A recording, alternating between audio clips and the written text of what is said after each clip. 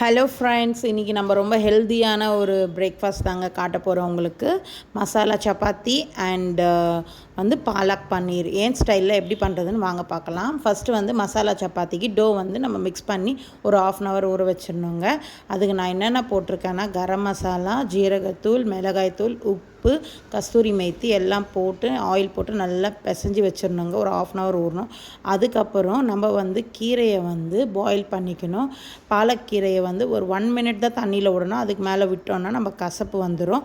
அதனால் அது நல்லா ஸ்ட்ரெயின் பண்ணி தனியாக வச்சுட்டு, அதுக்கப்புறம் ஒரு கோல்டு வாட்டர் ஊற்றி அது அந்த ஸ்ட்ரெயினர்லேருந்து எடுத்து நம்ம மிக்ஸி போட்டு ஸ்மூத்தாக, அதுலேயே நான் கல்லுப்பு போட்டுருவேங்க, போட்டு ஸ்மூத்தாக கிரைண்ட் பண்ணிக்கணும். அதுக்கப்புறம் ஒரு பேன் எடுத்துக்கணும். நம்ம ஃபஸ்ட்டு ஒரு கிரேவி மாதிரி இதுக்கு கிளான்ஸ் வர வரை பண்ணிக்கணுங்க. அதுக்கு நான் கீயும் ஜீரகமும் பூண்டு ஒரு 10 பல்லு போடணுங்க. அப்போ தான் நல்லாயிருக்கும். இது ஸ்மோக்கியாக இருந்தாதாங்க இது நல்லாயிருக்கும். அதனால் நல்லா இந்த கலர் வந்த அப்புறமே இதில் நான் என்ன பண்ண போகிறேன்னா, நம்ம கிரைண்ட் பண்ணி வச்சுருக்கோம் இல்லையா ஸ்மூத் பேஸ்ட்டு, இந்த பாலக்கு கீரை அதில் போட்டுட்டு நல்லா குக் பண்ணணுங்க. டில் 7 to 8 minutes நல்லா குக் பண்ண அப்புறம் அந்த கிளான்ஸ் தனியாக தெரியுது பார்த்தீங்களா, அது வந்ததே ஸ்டவ் ஆஃப் பண்ணிடணும். செகண்ட் ப்ராசஸ் இன்னொரு கடாயில் கீயை போட்டுக்கிட்டு, அதுக்கப்புறம் நான் ஒன்லி 1 ஆனியன் தாங்க எடுத்திருக்கேன். அதுக்கு மேலே எடுக்கல, அதிகமாக போடக்கூடாது.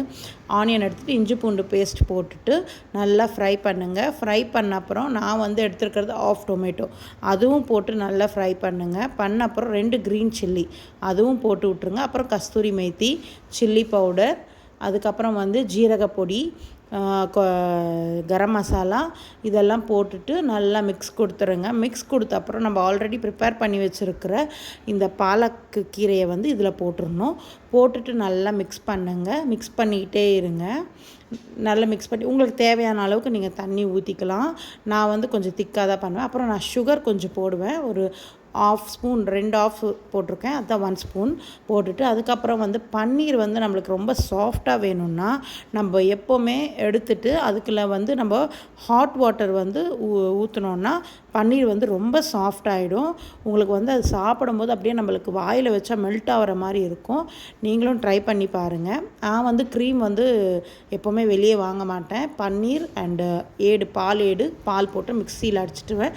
அதுதான் நான் யூஸ் பண்ணுறது. அப்புறம் பன்னீரும் எடுத்து இதில் ஆட் பண்ணிவிட்டு, அதுக்கப்புறம் நான் இந்த க்ரீம் நான் வீட்டில் பண்ண க்ரீமை எடுத்து அதில் போட்டு விட்டுட்டு நல்லா மிக்ஸ் பண்ணி விட்டுருவேங்க.